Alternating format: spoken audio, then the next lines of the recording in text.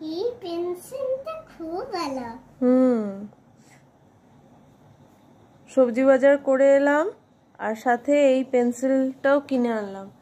সেদিনকে যে কাঁদছিল, কেঁদে কেঁদে ঘরে ঢুকলো বাবার সাথে, যে কে ওর ফ্রেন্ড এরকম পেন্সিল এনেছে। তো সেই পেন্সিল ফাইনালি কিনে দেওয়া হলো। এখন ওই পেন্সিল দিয়ে হোমওয়ার্ক হচ্ছে। কিন্তু এই পেন্সিলগুলো একটু মানে ডিফিকাল্ট, এমনি পেন্সিলে লেখা অনেক ইজি।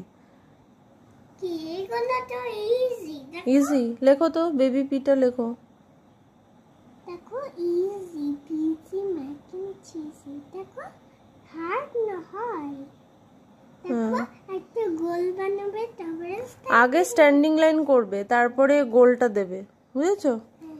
একটা ইয়েলো কালারের নিয়েছে আর একটা পিঙ্ক কালারের নিয়েছে। দেখো স্ট্যান্ডিং লাইন করলাম। হ্যাঁ, তারপর রেড থেকে ব্লু, পি এর কার্ভটা করো, রেড থেকে ব্লু। হ্যাঁ, এবার ওই ব্লু থেকে স্ট্যান্ডিং লাইন করো বেবি পি এর। আগে স্ট্যান্ডিং লাইন বলছি,